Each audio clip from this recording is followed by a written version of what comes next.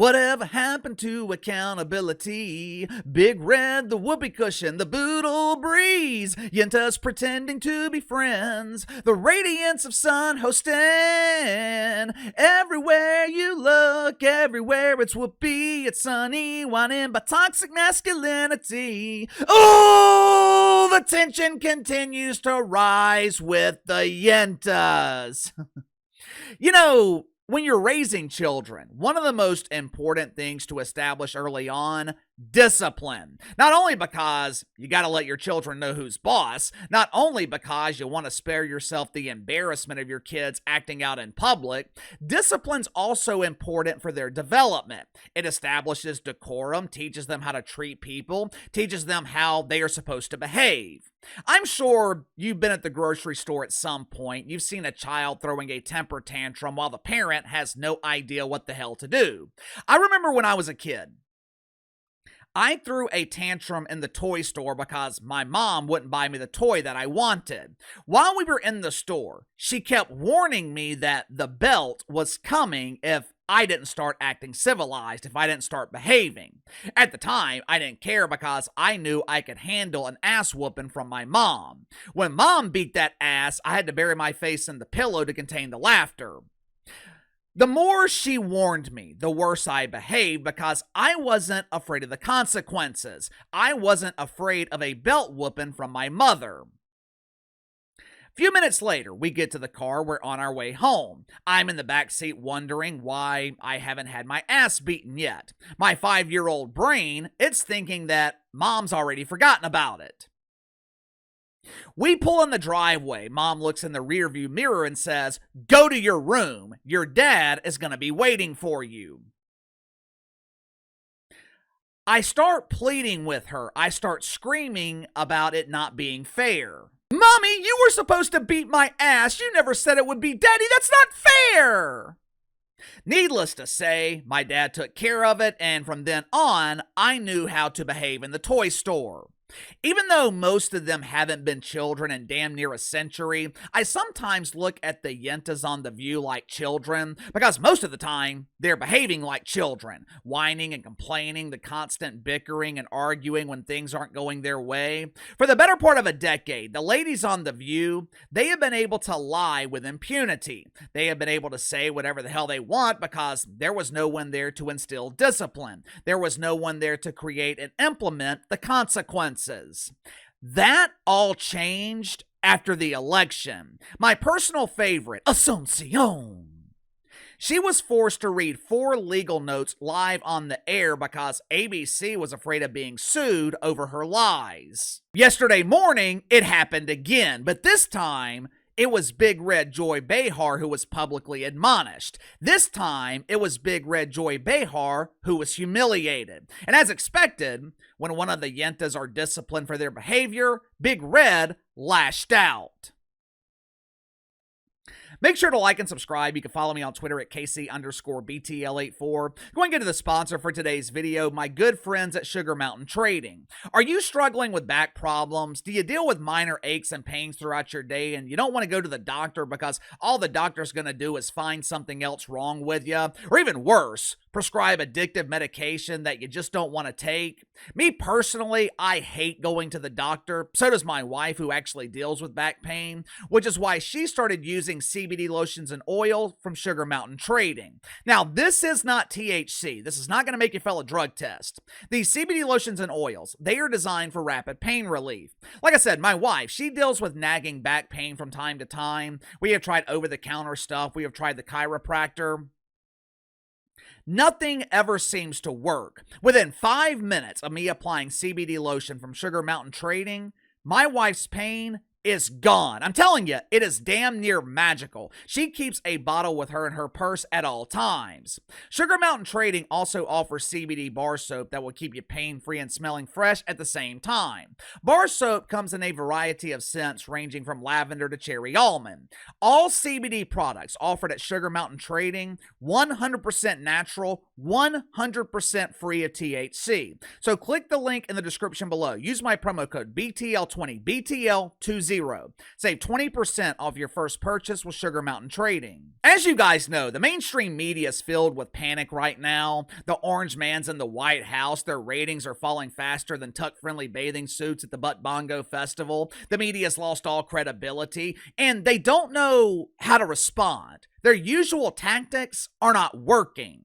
Now, of course, that doesn't mean they've given up. The media is still working tirelessly to convince normal people that Orange Man bad. They are demonizing the Trumper. They're claiming that he is the 21st century Adolf. That doofus from CNN that we talked about yesterday, Mel Tory, the dude with the feminine name, he was claiming that the Trumper is so tyrannical, he is so power hungry, that he is going to give his military powers to someone else. Because, you know, that's what dictators do. They obtain power, then they immediately give it away. One of the other ways that the media is trying to discredit the Trumper is by claiming that Elon Musk is actually running the country. The orange man isn't the real president. Our country's being run by the evil white man. We must stop this billionaire. This is fascism. Again, this is very confusing. They're claiming Trump is a dictator, but he's given all of his power to Elon Musk. And then the media wonders why they had no credibility. Me personally, I think Elon Musk is doing a great job. For starters, he doesn't have to be doing this. Elon Musk is basically working for free, doesn't need the money, and he damn sure doesn't need the headache. Donald Trump asked him to eliminate wasteful spending, and that's exactly what he's doing. It's been, about a month? And the dude's already saved us billions of dollars. I know it's devastating to the good people of Sri Lanka, but if Mahmood wants to become Marie, he's going to have to find another way to pay for that transition because America is no longer paying for it. Unfortunately, the ladies on The View, they don't share my sentiments with Elon Musk. According to Big Red Joy Behar, Elon Musk is a foreign agent and an enemy of the state. This man is dangerous! He's not even American! How can he be responsible for running our government? You know, it's strange. I don't remember hearing these complaints from the Yentas about Omar Elon, or whatever the hell her name is. You know, the lady who allegedly married her own brother? I don't remember Big Red being concerned about the sister wife, but she's damn sure concerned about Elon Musk. Watch for yourself. And Elon Musk kisses his butt and strokes his tiny ego, or big ego, whatever it is. And he doesn't get to he can take a nap while the guy who's not born in this country, who was born under apartheid in South Africa, so has that mentality going on. He was pro-apartheid, as I understand it. He's a naturalized citizen. Right? Now. He's a naturalized citizen. Now he's a naturalized citizen. Oh, really? How did he do that?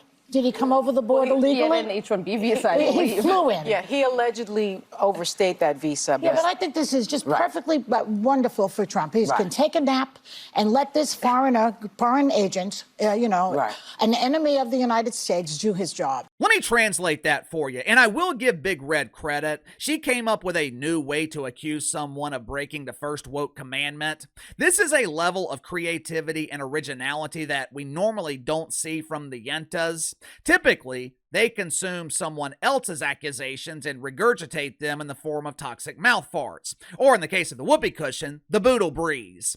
But Big Red got creative here. She claimed that Elon Musk was pro-apartheid. Now, apartheid is a system of racial segregation and legalized discrimination. Basically, Joy Behar came up with a fancy way to accuse Elon Musk of mythical racism. I'm surprised that she didn't add transphobia, since Elon Musk has eliminated the budget for gender transitions in Ethiopia. Over the last few years, bread has been scarce over there. They had a hard time finding beans, but if you wanted to remove your Franken beans, the supply was overwhelming.